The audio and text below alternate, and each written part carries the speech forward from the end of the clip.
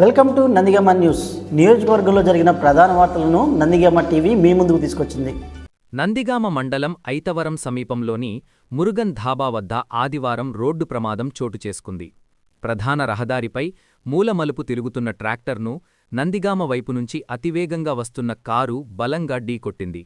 ఈ ప్రమాద ధాటికి ట్రాక్టర్ ముందు భాగం ఇంజన్ నుంచి విడిపోయి 2 ముక్కలైంది. కారు ముందు భాగం నుజ్జునుజ్జైంది. ఇద్దరు డ్రైవర్లు స్వల్ప గాయాలతో ప్రాణాపాయం నుంచి బయటపడటంతో అందరూ ఊపిరి పీల్చుకున్నారు.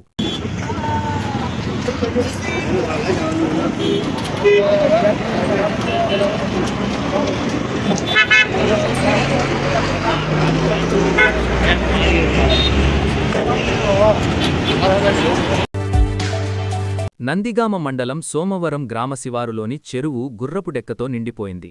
ఎన్నో ఏళ్లుగా పూడిక తీయకపోవడంతో నీటి నిల్వ సామర్థ్యం గణనీయంగా తగ్గిపోయిందని స్థానిక రైతులు ఆందోళన వ్యక్తం చేస్తున్నారు. వేసవిలోనే పూడిక తీసి చెరువును శుభ్రం చేస్తే వర్షాకాలంలో నీరు సమృద్ధిగా ఉండి వందలాది ఎకరాలకు సాగునీరు అందుతుందని అధికారులు వెంటనే స్పందించి చర్యలు చేపట్టాలని కోరుతున్నారు.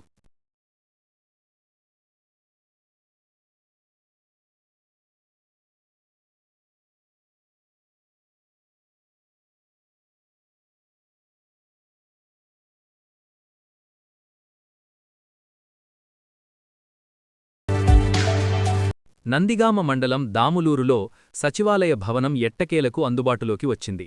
గత ప్రభుత్వ కాలంలో నిర్మాణం అసంపూర్తిగా ఉండడంతో స్థానికులు తీవ్ర ఇబ్బందులు పడ్డారు.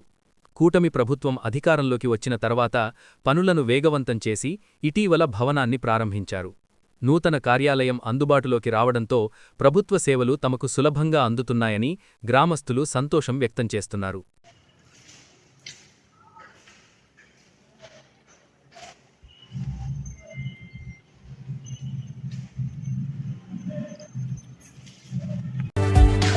నందిగామ మండలం సోమవరం గ్రామంలో ఇటీవల కురిసిన భారీ వర్షాలకు మొక్కజొన్న పంట నేలవాలింది. చేతికొచ్చే తరుణంలో పంట దెబ్బతినడంతో రైతులు తీవ్ర ఆవేదన వ్యక్తం చేస్తున్నారు.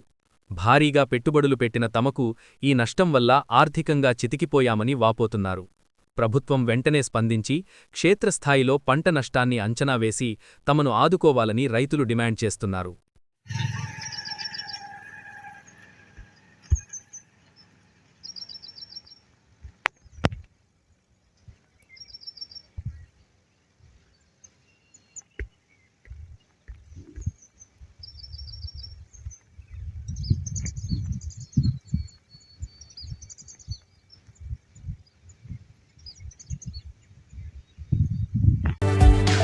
నందిగామ మండలం దాములూరు కూడలి వద్ద సుమారు 14 లక్షల వ్యయంతో కాజ్వే మరమ్మత్తు పనులు పూర్తయ్యాయి.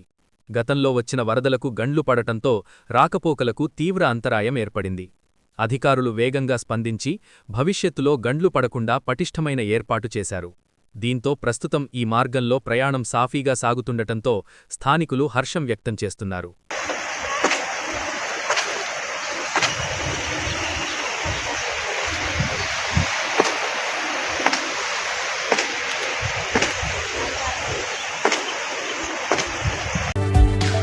నందిగామలో ఉచిత క్యాన్సర్ స్క్రీనింగ్ పరీక్షల శిబిరం ఆదివారం జరిగింది.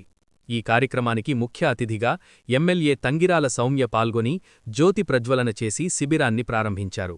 ముఖ్యంగా మహిళలు క్యాన్సర్ బారిన పడకుండా అవగాహన కలిగి ఉండాలని, ముందస్తు పరీక్షల ద్వారా వ్యాధిని ప్రారంభ దశలోనే గుర్తించి ప్రాణాపాయ స్థితి నుంచి తప్పించుకోవచ్చని ఆమె సూచించారు. ఇటువంటి ఉచిత వైద్య సేవలను ప్రజలందరూ సద్వినియోగం చేసుకోవాలని ఎమ్మెల్యే కోరారు.